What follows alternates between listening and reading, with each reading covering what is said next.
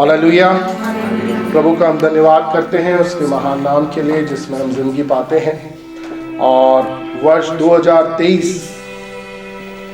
जब मुझे अच्छे से याद है कि 25 तारीख को हमने चर्च की इबादत करी और फिर हम तुरंत सफ़र में निकल गए। 26 को हम वहाँ गए जो कुलपहाड़ मिशन कहलाता है, जहाँ पर ज्योति जहाँ के निवासी हैं, और उसको 75 साल हुए थे।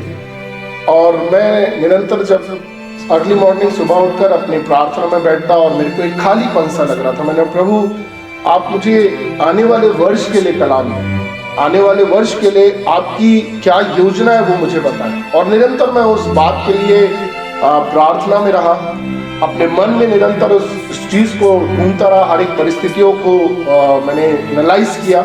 लेकिन जब 31 तारीख को वहां से लौट रहे थे तब खुदावन ने गाड़ी चलाते चलाते पवित्र आत्मा ने उन बातों को बताया जो सचमुच में इस वर्ष हमारी जिंदगियों के लिए है, और जिसको मैं अक्सर इस बात के लिए मैं बोलता हूं कि वर्ष 2022 हम में से हर एक के लिए आजमाइशों को लेकर आया। हम देखते हैं कि किस प्रकार से कोरोना काल के समय में विश्व महामारी थी, और हम में से कोई ऐसा नहीं होगा जो जिनका दिल अजीज प्रभु में ना सोया हो, जो जानने वाले प्रभु में ना सोए हो। और हम अगर अपने व्यक्तिगत जीवन का एनालाइज करें तो हम एक चीज को देखेंगे कि हमारे भी जीवन में बहुत सी ऐसी बातें रही जो हमें निराशाओं की ओर लेकर गई। अगर मैं स्मरण करूं तो हमने कितनी प्रार्थनाएं मन्नत दीदी के लिए करी। हाँ, एक समय में ऐसा हुआ कि प्रभु हम कहाँ जाएं, कैसे होगा। और रोज रात को मुझे मालूम था कि मेरी भी स्वास्थ्य ठीक नहीं था, और मैं रात को मन्ना दीदी से बात किया करता था, फोन वो जरिया था।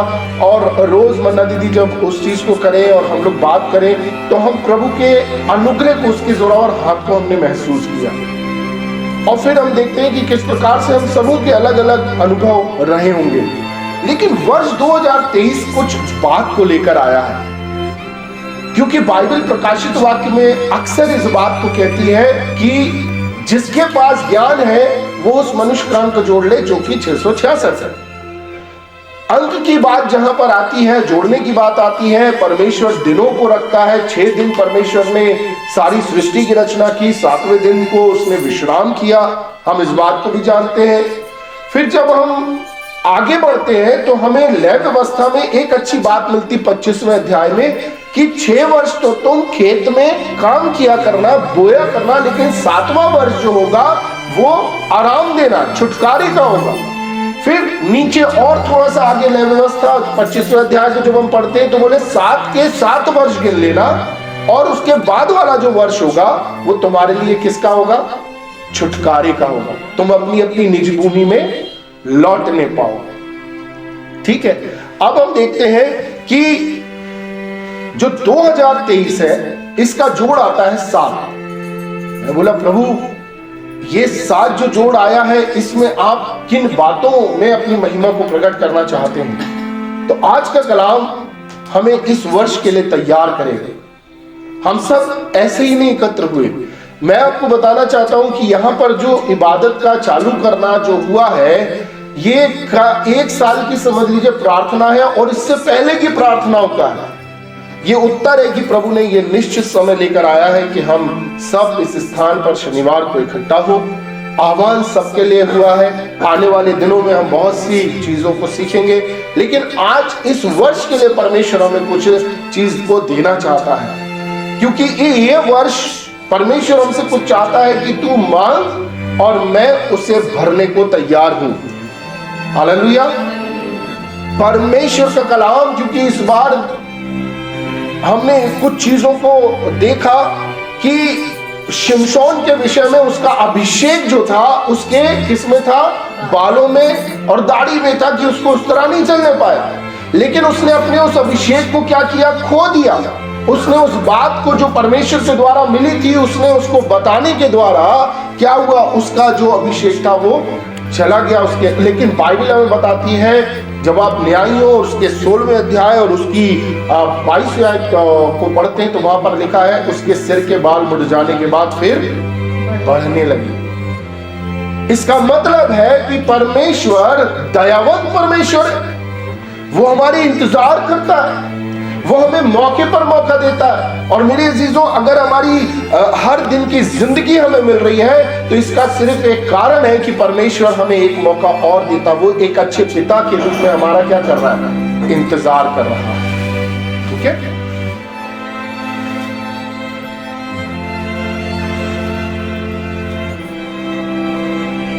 तो आइए हम आज के वचन को देखेंगे और उस वचन को हम देखेंगे कि परमेश्वर इस वर्ष में जब हमारे जीवन में कुछ बात को जोड़ना चाहता है तो वो क्या है। खुदावंद के कलाम में से हम निकालें यूहन्ना उसका 17वां अध्याय और उसकी 20 और 21 आयत। यूहन्ना उसका 17वां अध्याय और उसकी 20 और 21 आयत। मैं केवल उन्हीं के लिए विनती नहीं करता, मैं केवल उन्हीं के लिए विनती नहीं करता, परंतु उनके लिए भी जो उसके वचन के द्वारा मुझ पर विश्वास करेंगे। परंतु उनके लिए भी जो इनके वचन के द्वारा मुझ पर विश्वास करेंगे कि वह सब एक हो, जैसा तू है पिता मुझ में है और मैं तुझ में हूँ, वैसे ही वे भी हम में हो, जिससे संसार विश्वास करे कि तू ही ने मुझे भेजा है। खुदावंद के कलाम का पढ़ा सुना जाना हम सबों के लिए आशीष का सबब हो। मेरे अजीजों, चेलों से बात करने के बाद खुदावंद यीशु मसीह, जब आप यूहन्ना 17वें अध्याय को पढ़ेंगे तो उसमें यीशु मसीह कुछ महत्वपूर्ण बातों को बता रहे हैं जो आने वाले समय में होने वाली हैं। और ये कलाम हमारे लिए है। हमें एक चीज को याद रखना है, बाइबल 3 लोगों से बात करती है, पहले यहूदियों से, फिर अन्य जातियों से और उसके बाद मसीहों से जो मसीह पर ईमान लाएंगे।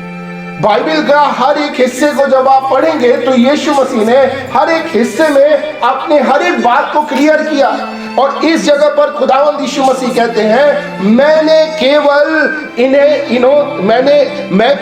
इन्हीं के लिए नहीं विनती नहीं करता, प्रार्थना कर रहा है यीशु मसीह और बोल रहा मैं उनके लिए भी जो इनके वचन को, ये चेलों के वचन को। हम जानते हैं कि थोमा ने यीशु मसीह के पुनरुत्थान के बाद 3 साल या 4 साल भी नहीं बीते होंगे, इतिहास इस बात को बताता है कि थोमा मुल्क हिंदुस्तान में सेवा करने के लिए आया और आज भी उसके नाम पर एक चर्च केरल में बना हुआ है।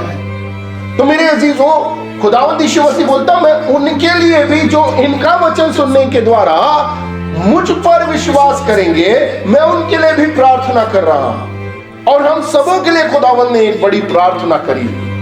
अब एक बहुत महत्वपूर्ण बात को आपको और मुझको जानना है। वर्ष 2023 में हम सब निर्बल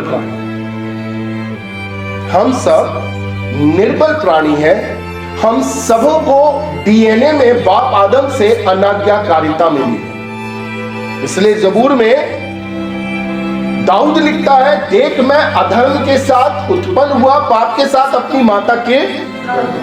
जब हम नए अहद में आते हैं तो वहां पर पौलुस रसूल अपनी उस निर्बलता को बताता है कि जिस अच्छे को करने का प्रयास करता हूं वो तो मुझसे बन नहीं पड़ता, लेकिन जिस बुरे से मुझे घृणा है वो ही मुझसे हो जाता है। वो पौलुस रसूल एक बात को बोलता, हाय मैं अभागा मनुष्य, मुझे इस पाप में शरीर से कौन बचाएगा। लेकिन रोमियो उसके 8वें अध्याय की स्टार्टिंग में वो कहता है क्या कि अतः अब जो मसीह में है उन पर दंड की आज्ञा नहीं। हालेलुया, हालेलुया, क्योंकि हम सब किसमें हैं? यीशु मसीह में। यीशु मसीह हमारी आशा है। निर्बलताएं हैं, बाइबल भरी पड़ी है। मेरे विश्वास करने का, उस दिन अनोश हम बैठे हुए थे तो मैं डिस्कस कर रहा था कि हम अपने विश्वास का कारण जाने। भाई हमें विश्वास का कारण जानना होगा कि मैं यीशु मसीह पर क्यों विश्वास करता हूं। मैंने इस सवाल को किया, कई जगहों पर मैंने इस सवाल को किया और आंसर भी पाए। और कई जगहों पर मैंने लोगों की गवाही के द्वारा कि भाई लोगों का कैंसर ठीक हुआ, लोगों ने जीवन पाई, नौकरी मिल गई, बच्चों की शादी हो गई, तमाम चीजें। इसलिए हम यीशु मसीह पर विश्वास करते हैं और कई बार यूट्यूब में हम सुनते हैं। लेकिन जब मैं खुदावन के नजदीक आया, मैंने भी पूछा, प्रभु मेरे जीवन में आपने बड़ा काम किया, मेरे ईमान को बढ़ा, मेरे विश्वास को बढ़ा, तो मेरे लिए विश्वास करने का सबसे बड़ा कारण है ये पवित्र बाइबल। हालेलुया, जो 2000 साल से जिंदगियों को बचाती आ रही है। सबसे बड़ी और अच्छी बात है कि ये हर एक उन पवित्र और मुकद्दस लोगों की गलतियों को भी लिखती है जहां पर वो गलत है। हालेलुया। हम सबको परमेश्वर एक ही नजर से देखता है और हम सब के अंदर वो यीशु मसीह को देखना चाहता है। हालेलुया। और यीशु मसीह कब आएगा? जब मैं पश्चाताप करूंगा। अक्सर हमारी जिंदगियों में एक प्रॉब्लम आ जाती, क्या कि हम अपनी गलतियों को देखते हैं। एक चीज को याद रख लें, आप सुधर कभी नहीं सकते एंड समय तक। पवित्र किया, मैं सिद्ध हो चुका, मैं पवित्र बन गया, नो। आपको हर वक्त यीशु मसीह की आवश्यकता है और उसके लहू की। इसलिए प्रकाशित वाक्य कहता है, धन्य है और पवित्र वे हैं जो अपने वस्त्र को धोते हैं। हर वक्त हमारा युद्ध जिससे है वो उत्पत्ति से, ध्यान रखना, हमारा युद्ध किससे है? शैतान से, जो उत्पत्ति से मौजूद है और उसे गिराया गया है। वो ABCD सब कुछ जानता है। कई बार हम क्या बोलते हैं, हम तुझे कुचलेंगे, हम गाने भी गाते हैं, सारी चीजें। लेकिन व्यक्तिगत जीवन में क्या होता है? जब हम लड़ने की कोशिश करेंगे हम गिर जाएंगे, लेकिन जब यीशु मसीह के पीछे होंगे, यीशु मसीह जिंदा है, यीशु मसीह जीता हुआ है। हालेलुया। और वो हारा हुआ है। तो बाइबल हमें बताती है, देखिए बहुत सी चीजें हैं। बाइबल बताती है मूसा से भी गलती हुई। इतना बड़ा लीडर है, उसने छड़ी मारने की गलती करी, बाइबल उसको बताती है। और परमेश्वर ने उससे कहा, क्या तू नहीं जा पाएगा? तू जिन बड़ी कौम को लेकर निकला है, तू मुल्क कनान को नहीं जा पाएगा। प्रभु अच्छा तेरी आज्ञा है, अब मुझे देख लेने दे। देख ले, लेकिन जा नहीं पाए। फिर हम देखते हैं दाऊद के विषय। दाऊद राजा बना। लिखा है कि जब लोग युद्ध करने जाया करते थे वो रुक गया। लड़ाका था, योद्धा था, कई युद्ध उसने जीते थे। अरे वो 12 साल का था जब उसने गोलियत को मार दिया था। उस पर परमेश्वर का अभिषेक था। लेकिन जब लोग युद्ध करने जाते थे, बाइबल बताती है वो रुक गया और उसी समय उससे गुनाह हो गया। उसकी नजर किस पर पड़ गई? एक स्त्री पर। और उससे गलती हुई, बाइबल उसको भी बताती है। फिर हम देखते हैं कि शिमशोन से भी गलती हुई और पर वो ना जानता था। लिखा है वो ना जानता था कि परमेश्वर उसके पास से चला गया है। फिर हम देखते हैं हमें यहां पर मनुष्य मिलता है, बड़ा कठिन किरदार।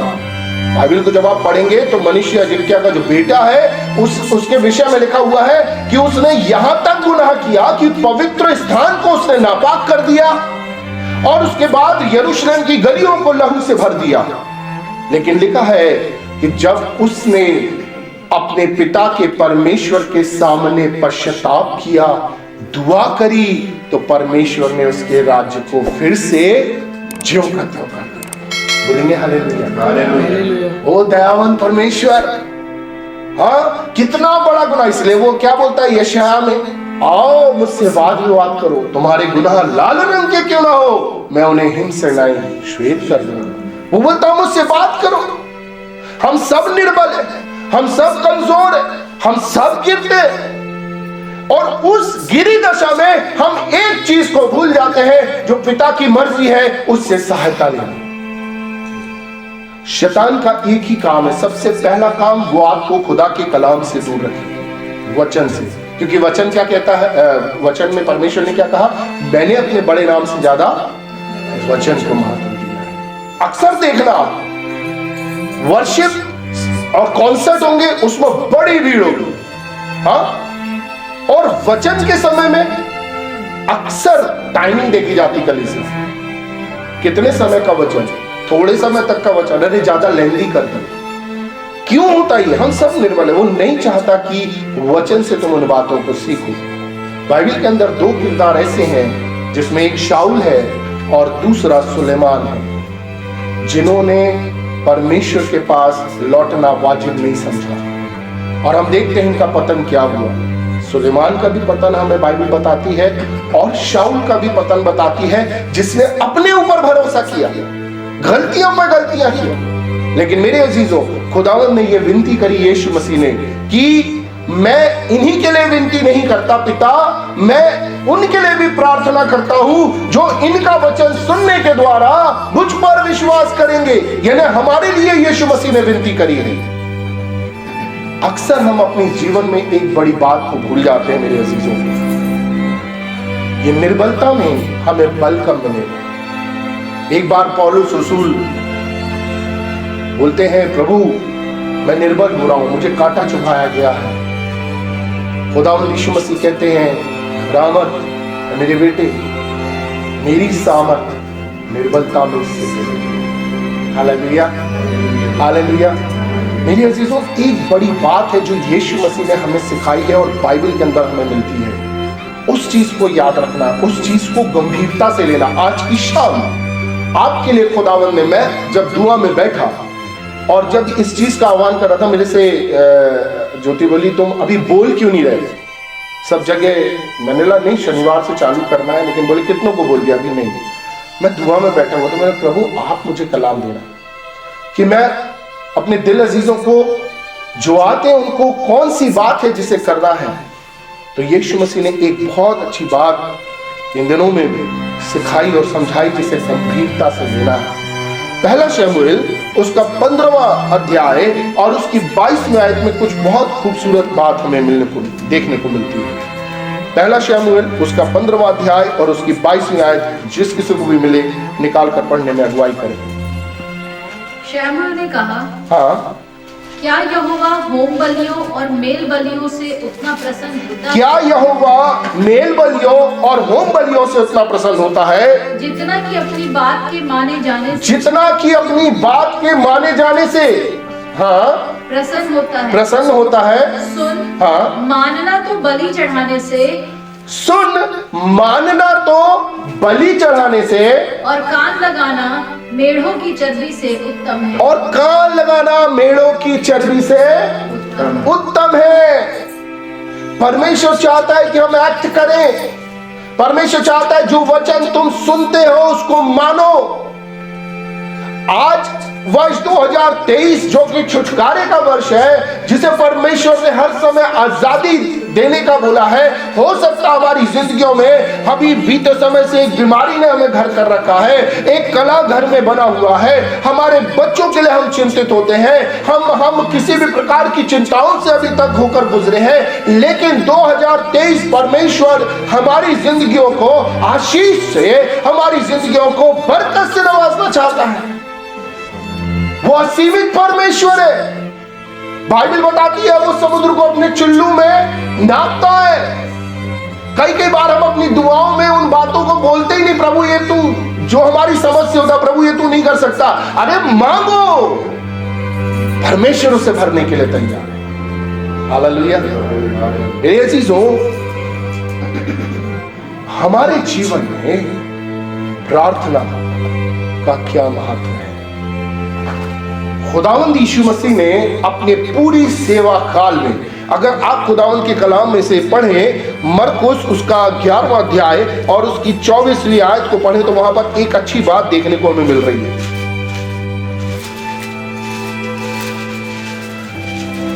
इसीलिए हाँ। मैं तुमसे कहता हूँ कि जो कुछ तुम प्रार्थना करके मांगो तो प्रतीति कर लो कि तुम्हें मिल गया और तुम्हारे लिए हो जाएगा। यहाँ खुदावंद यीशु मसीह ने क्या चीज कहा? इसलिए मैं तुमसे कहता हूँ कि जो कुछ तुम प्रार्थना करके मांगते हो प्रतीति कर लो कि तुम्हें मिल गया। ये वाचा है। खुदावंद यीशु मसीह बोलता विश्वास कर लो, जो तुमने मांगा है तुम्हें मिल गया। अब वो परमेश्वर का काम है, वो कैसे देगा? सबसे बड़ी चीज, पहली चीज, शैतान हमें किस चीज से रोकेगा? वचन सुनने से, और दूसरा प्रार्थना करने से। क्योंकि खुदावंद का कलाम क्या कहता है? जैसे तुम मुझ में हो, मैं पिता में हूं, पिता मुझ में है, वैसे ही मैं चाहता हूं तुम मुझ में हो जाओ। अब ये कैसे होगा कि यीशु मसीह के साथ हम हो जाएं? हमें ये भी तो समझना होगा। कि प्रभु ऐसा कौन सा कार्य करूं कि तू मुझ में रहे और मैं तुझ में रहूं और हम पिता में हो जाएं। ये कौन सी बात होगी? जरिया है प्रार्थना। लूका 9:18 को पढ़े तो वहां पर क्या लिखा हुआ है? लूका 9:18। इसीलिए चौकस रहो।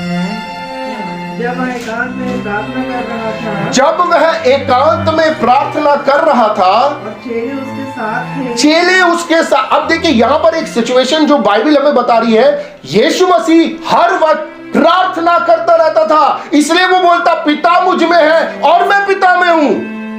हालेलुया।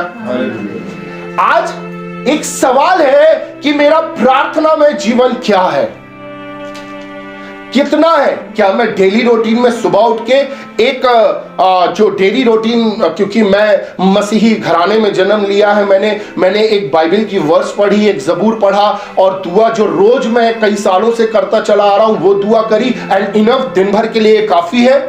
नो। यीशु मसीह जब बात कर रहा होता था तब भी वो प्रार्थना में होता था। हालेलुया। क्योंकि क्या हुआ, जब 4 दिन का लाजर मरा हुआ था, यीशु मसीह आया। यीशु मसीह तो दुआ में था। यीशु मसीह आया, बोलता पिता तेरा धन्यवाद, तूने मेरी सुन ली। चेले बोले इसने दुआ कब करी? अभी दुआ, चेले इस उम्मीद में थे कि यीशु मसीह आएगा, पिता मैं तुझसे दुआ करता हूं और हम दुआ करेंगे। नो, उसने धन्यवाद किया कि तूने मेरी सुन ली है और लाजर को पुकारा, लाजर बाहर आ गया, क्योंकि वो हर वक्त दुआ में रहता था। इसलिए वो कहता है पिता मुझ में है और मैं पिता में हूं। हालेलुया। हम प्रार्थना में कैसे निरंतर बने? खुदावंद कलाम करता है जो कुछ तुम विश्वास से प्रार्थना में मांगते हो यकीन कर लो तुम्हारे लिए हो गया। अब सवाल ये उठता है कि मैं इस वर्ष पे कैसे यकीन करूं? खुदावंद ने तो कलाम किया, अब मैं कैसे मान लूं कि जब मैं प्रार्थना करूं और ये मेरे लिए हो जाएगा? क्योंकि प्रभु मैं तो गुनहगार हूं, मेरी सोच में गुनाह है, मैं दिन भर में अपनी बदजुबानी कर देता हूं, मैं बुराई भी करता हूं, मेरे जहन में गंदगी भी आती है। प्रभु जब तेरे नजदीक आता हूं तब मेरे को लगता है कि हाँ प्रभु मुझसे तो गलती हुई, तो तू मेरी प्रार्थना क्यों सुनेगा? मेरे अजीजों, इसलिए खुदावंद ने कलाम किया यूहन्ना 15वें अध्याय में कि तुम जो कुछ 15:16 में लिखा, तुम जो कुछ मेरे नाम से पिता से मांगोगे वो तुम्हें देगा। हालेलुया। हम प्रार्थना करेंगे हमारे दम पर नहीं। मैं सुमित चूड़ा अपने दम पर नहीं बोलूंगा कि प्रभु मैं बड़ा प्रचार करता हूं, मैं ये करता हूं, पिता तू मेरी प्रार्थना सुन ले। नो, मैं कुछ नहीं हूं। मैं पिता की नजर में वो ही गुनहगार हूं, निर्बल हूं। लेकिन जब मैं बोलूंगा खुदावंद ये मैं दुआ यीशु के नाम से मांगता हूं, खुदावंद मेरी सुनेगा। हालेलुया। क्योंकि यीशु का नाम जलाली है, यीशु का नाम पवित्र है और इसे हमें गंभीरता से लेना है। अक्सर क्या होता है, अक्सर हमारी जिंदगी में क्या होता है, अच्छा जब हम बीमार पड़ते तो हम क्या करते हैं? जब हम अच्छे बीमार पड़ गए, मतलब अच्छा फीवर है, क्या करते हैं अपन? डॉक्टर के पास जाते हैं, है ना? डॉक्टर के पास जाते हैं और डॉक्टर को बिल्कुल लंबी लाइन भी, अगर कोई डॉक्टर है भैया ये डॉक्टर सेट होता, लंबी लाइन है तो वहां बैठे रहते हैं, कब नंबर आएगा, कब नंबर आएगा। फिर जब नंबर आता है तो डॉक्टर हाँ आप आ गए, क्या हुआ? डॉक्टर साहब ऐसा लग रहा है, ऐसा लग रहा है, ऐसा लग रहा है। डॉक्टर क्या करता है? आपको दवाई लिख के देता है, आप तुरंत में जाते हो, उसको समझते हो और आते ही साथ पहला डोज खटाक से, और फिर उसके बाद दुनिया जहां इधर हो जाए आप क्या करते हो? अब कब लेनी है, सुबह दोपहर शाम, और ये गोली ये लेनी, 3-4 बार हम समझते हैं। और 5 दिन का डोज हम बाकायदा उस समय में ले, कुछ खा के लेना, हाँ जल्दी से बना दो कुछ खा के, हमें दवाई लेना है। हमारी जिंदगियां, हमारे परिवार कलह कलेश, नशों में, बीमारियों में, कमजोरों में पड़े हुए हैं, लेकिन कलाम में उसका हल दिया गया है प्रार्थना, और उसमें हम क्या करते हैं? गंभीर नहीं है। प्रार्थना हर एक समय में, यीशु मसीह हर समय में, लिखा जब वो एकांत में प्रार्थना कर रहा था और चेले उसके साथ थे। यीशु मसीह हर समय प्रार्थना में रहता था, इसलिए लूका 18 में यीशु मसीह कहता नित्य प्रार्थना करना और हियाव, लगातार प्रार्थना करना और हियाव ना छोड़ना। मेरे अजीजों, हमारा जीवन कई कई बार मुसीबतों में, बीमारियों में, कलह में होता इसलिए है क्योंकि हमने प्रार्थना और वचन के लिए एक टाइम सीमित कर दिया है। जबकि यीशु मसीह का जीवन हमें साफ तौर पर बताता है कि निरंतर प्रार्थना में लगे।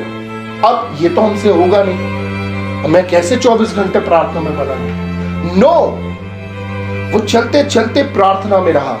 एक जगह पर लिखा हुआ है, जब तुम खड़े खड़े प्रार्थना करो, जब तुम खड़े हुए प्रार्थना करो, चलते हुए प्रार्थना करो।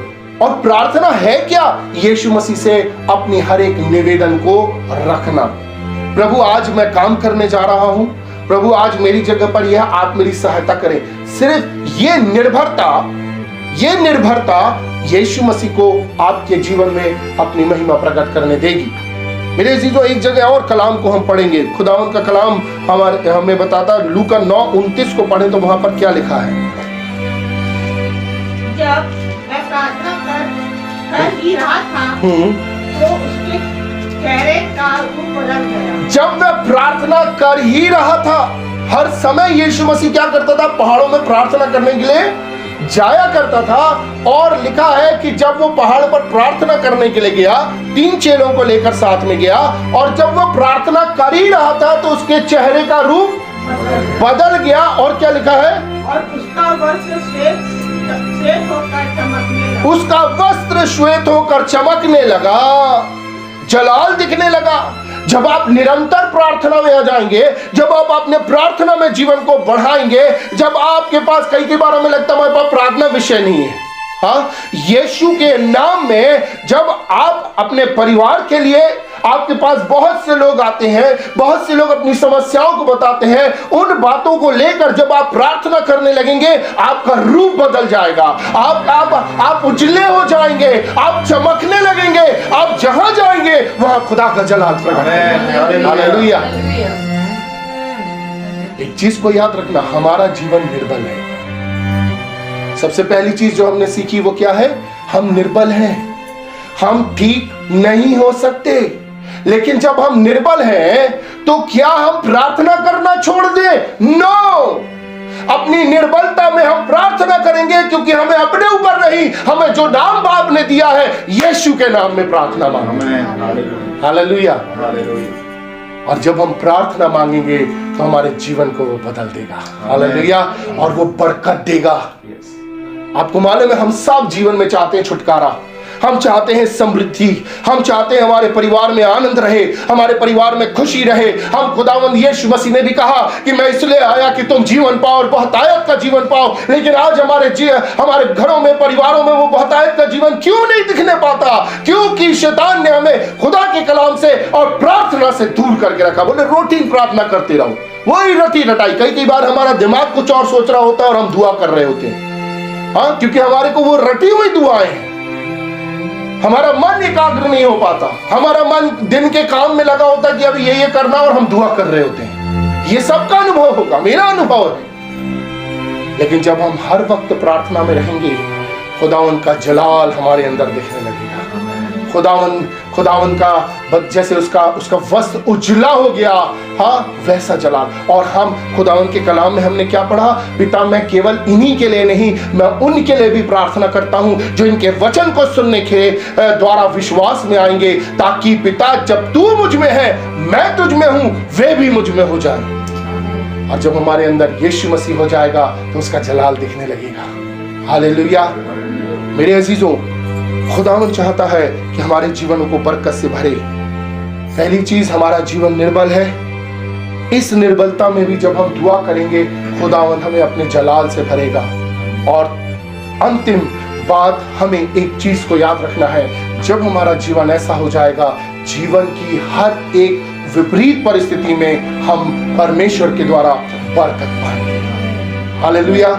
जो संसार के लिए दुख है, संसार जब उसे सुनेगा बोलेगा हाय उसके जीवन में ऐसा हो गया, लेकिन हम उस समस्या में विजयी होंगे। हालेलुया। कैसे? खुदावंद के कलाम में लिखा हुआ है, निकाले उत्पत्ति 39वां अध्याय, और इस वचन को अच्छे से पढ़िएगा। 39वां अध्याय 2री आयत से लेकर 6वीं आयत तक। 39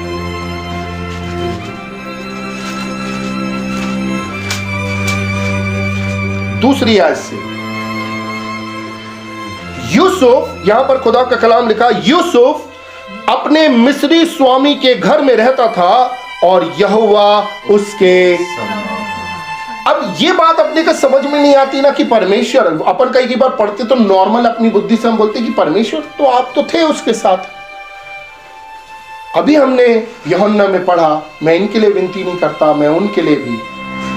खुदावन यीशु मसीह बोलता पिता मुझ में और मैं पिता में हूं। उसका एक रीजन क्या था? प्रार्थना। यूसुफ अपने जीवन में प्रार्थना में, दानियल तक आप आएंगे तो वो अपनी रीति के अनुसार 3 टाइम प्रार्थना करता था। चाहे कितनी बड़ी मूर्ति खड़ी करा दी, उसके विषय में, दानियल के विषय में लिखा है, लोगों ने शिकायत करी, राजा वो तेरी आज्ञा को नहीं मानता, वो अपने खुदा के लिए सजदे में झुक रहा, 3 टाइम प्रार्थना कर रहा, देख उसे अब भूखे शेरों में डालना पड़ेगा। वहां पर उसको जाना पड़ा। यहां पर लिखा हुआ हैगा कि यहोवा उसके संग था। कैसे था? क्योंकि यूसुफ जब अपने पिता के घर में, याकूब के घर में था, तब भी वो सजदे में झुकता था, दुआ में रहता था, खुदावन दर्शनों से उससे बातचीत किया करता था। अब वो गुलामी में आ गया, तब भी वो सजदे में झुकता है, तब भी वो खुदावन के दर्शन को पाता है और यहोवा उसके संग रहता है। कारण क्या है? प्रार्थना। हालेलुया। और लिखा है, यहां पर लिखा है कि स्वामी के घर में रहता था और यहोवा उसके संग रहता था, इसलिए वह भाग्यवान पुरुष हो गया। हालेलुया। क्या बात है! गुलामी में कोई कैसे समृद्ध बन सकता है? वो तो गुलाम है। आपको मालूम है सेवक जो होते हैं उनकी सैलरी होती है, गुलाम की सैलरी नहीं होती। गुलाम है लेकिन भाग्यवान हो गया, समृद्ध हो गया। वो उस जगह पर कैसे समृद्ध हुआ? आगे देखिए क्या लिखा है। उसमें लिखा हुआ गया, यूसुफ के स्वामी ने देखा कि यहोवा उसके संग रहता है और जो काम वह करता है उसको यहोवा उसके हाथ से सफल कर देता है। तू मुझसे मांग, तुमने मांगा नहीं इसलिए पाया नहीं। वो छोटे से छोटा काम भी यूसुफ अगर उसके रूम की टाइडी भी कर रहा होगा ना, तो वो दुआ में, पिता मेरी सहायता कर ताकि जो काम मुझे दिया गया है वैसे करने पाऊं। परमेश्वर उसे सफल करता था। हालेलुया। परमेश्वर। और ये बात क्या हो गया? ये बात भाग्यवान पुरुष हो गया। और यूसुफ के स्वामी ने देखा कि यहोवा उसके संग रहता है और जो काम वो करता है उसको उसका यहोवा उसके हाथ से सफल कर देता है। तब उसके अनुग्रह की दृष्टि उस पर हुई और वह उसकी सेवा टहल करने के लिए नियुक्त किया गया। पहली चीज, अब वो साधारण गुलाम से पोतीपर की सेवा टहल करने के लिए नियुक्त किया गया। अब वो पोतीपर के पास आ गया। क्यों? क्योंकि उसके अंदर प्रार्थना थी, उसके अंदर एक ऐसा किरदार था जो परमेश्वर के भय को मान के चलने वाला था। परमेश्वर ने उसे ऐसे चरित्र दिया था, उसकी बोली, उसकी सेवा, तमाम चीजों को अब उसने अपनी सेवा के लिए रख लिया। तू मेरे पास रह, पोतीपर बोलता, तू मेरे पास रह क्योंकि यहोवा तेरे साथ रहता है। उसने देख लिया है, अब तू मेरे साथ रहे। अधिकारी ने उसको अपने पास रख लिया है। आपको मालूम है, जब आप प्रार्थना में लग जाएंगे, जब हर वक्त आप परमेश्वर के साथ जुड़ जाएंगे, जैसा यीशु बोलता है, पिता मुझ में हूं, मैं है और मैं पिता में हूं। जब आप प्रार्थना में यीशु मसीह के साथ जुड़ जाएंगे, हर एक बड़ा ओहदेदार आपको चाहेगा कि तुम उसके साथ रहो, क्योंकि आपका रूप बदल जाएगा, आप जलाल से भर जाओगे। और खुदा उनका कलाम कहता है कि वो उसकी सेवा टहल करने के लिए आया और फिर उसने उसको अपने घर का अधिकारी बना के अपना सब कुछ उसके हाथ में सौंप दिया। जब से उसने उसको अपने घर का और अपनी सारी संपत्ति का अधिकारी बनाया, तब से यहोवा यूसुफ के कारण उस मिस्री के घर में आशीष देने लगा। हालेलुया। आप इस बात को समझ रहे हैं? क्या हुआ? एक गैर कौम के व्यक्ति ने, जो कि पोतीपर है, उसने देख लिया ये दुआ वाला बंदा है, ये प्रार्थना में चुकता है, हर काम जब इसे देता हूं ये खुदावन से सहायता मांगता है तो इसका काम सफल होता है। कई काम उसने ऐसे भी दिए होंगे जो बड़े टफ होंगे, लेकिन वो सफल कर दिया। वो जान गया, उसने बोला नहीं नहीं, ये साधारण नहीं रहना चाहिए, इसको मेरे साथ रखो। उसने देखा कि अब ये मेरे साथ रहने लगा तो ये तो सारे काम मेरे अब सफल होने लगे, क्योंकि ये कर रहा है। तो उसने अपना सब कुछ उसके हाथ में कर दिया तो हुआ क्या? अब यूसुफ क्या करता था? पहले जो उसको काम दिया उसके लिए दुआ करता था, फिर वो अपने मालिक के लिए दुआ करने लगा। अब जब सब कुछ कर दिया तो उसने सारे कामों के लिए दुआ करने लगा। तो वो उसने देखा कि यहोवा यूसुफ के कारण उसके सारे कामों में बरकत देने लगा। और हुआ क्या, वहां पर लिखा है कि तब यहोवा ने यूसुफ के कारण उस मिस्री के घर को आशीष देने लगा, और क्या घर में क्या मैदान में उसका जो कुछ था सब पर यहोवा ने आशीष होने लगी। इसलिए उसने अपना सब कुछ यूसुफ के हाथ में यहां तक छोड़ दिया कि अपने खाने की रोटी को छोड़ वह अपनी संपत्ति का हाल कुछ ना। हालेलुया बोलेंगे, हालेलुया। है गुलाम लेकिन परमेश्वर से दुआ करता है, पोतीफर का हर एक बातों का अधिकारी है, हर एक बातों का अधिकारी है। अब पोतीफर मतलब ही नहीं रखता, तेरे को जो करना कर, सब कुछ तेरे हाथ में है वहां पर। और जेल खाने में भी यही हुआ। फिर उसके बाद क्या हुआ, जेल खाने में ये विपरीत परिस्थितियां चल रही। हम सबों के परिवार और जीवनों में विपरीत परिस्थितियां आती हैं। कई बार हम शारीरिक निर्बलता से होकर गुजरते हैं। परिवार में कई बार बहुत सी चिंताएं होती हैं। कई बार हमारी जिंदगियों में ऐसे समय आते हैं जो हमें निराशा की ओर ले जा सकते हैं। लेकिन जब हम सजदे में झुकते हैं, जब हम यीशु मसीह के साथ एक होते हैं प्रार्थना में, तब उन परिस्थितियों में वो हमें विजयी बनाता है। उन परिस्थितियों के ऊपर प्रभुता करने की सामर्थ्य वो हमें देता है। लोगों के लिए भले ही लगेगा कि हाँ इसके जीवन में यह हो गया, लेकिन उस परिस्थिति में हम राज करेंगे। क्यों? क्योंकि यीशु हमारे साथ है और हम यीशु के साथ हैं। परमेश्वर कैसे हमारे संग रहेगा? जब हम निरंतर दुआ में लगे रहेंगे। हालेलुया। अब जेल खाने में चला गया, झूठा आरोप लगा। हाँ, दुनिया के लिए फिर एक वो आ गया, अरे कैसा बंदा, इसने इतनी गलत प्रारूप गया उसका कि उसने ऐसा काम किया अपने मालिक की पत्नी के साथ, लेकिन यहोवा उसके संग था। देखिए वहां पर क्या लिखो, 21वीं आयत में लिखा है, पर यहोवा यूसुफ के संग संग रहा और उस पर करुणा की, और बंदी गृह के दरोगा के अनुग्रह की दृष्टि उस पर हुई। इसलिए बंदी गृह के दरोगा ने उन सब बंदियों को जो कारागार में थे यूसुफ के हाथ में सौंप दिया। हालेलुया। ऐसा कौन सा शख्स है साहब? दरोगा यूसुफ के अंदर ऐसी कौन सी बड़ी बात थी कि पोतीफर भी अपना सब कुछ दे रहा है और दरोगा सारे बंदियों को के ऊपर इसको नियुक्त कर दे रहा और दे रहा है?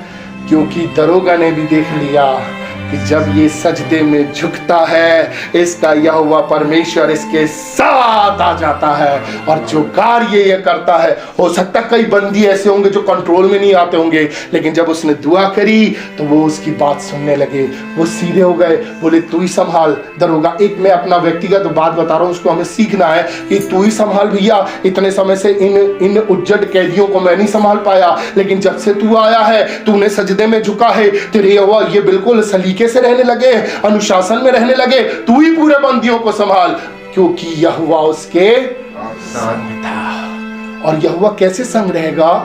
यहोवा कैसे संग रहेगा? वो कहता है मैं तुम्हारे दिल के द्वार में खटखटाता हूं। हम क्या करते? दुआ के द्वारा द्वार खोलते ही नहीं। हमने सवेरे द्वार खोला थोड़ी देर के लिए और बंद कर दिया। उस द्वार को खुला रखो। पिता मैं आज सब्जी लेने जा रहा हूं, हे यीशु तू मेरे साथ हो। यीशु मैं तुझसे दुआ करता हूं कि इस जगह पर तू कार्य कर। जब आप इस चीज को, खुदावन ने कलाम क्या किया है, परमेश्वर होम बलि और मेल बलियों से ज्यादा इस बात से प्रसन्न होता कि इसकी बात, यीशु मसीह ने कहा नित्य प्रार्थना करना और हियाव छोड़ना। मेरे अजीजों वहां पर लिखा है, आगे देखिए कितनी अच्छी बात लिखी है।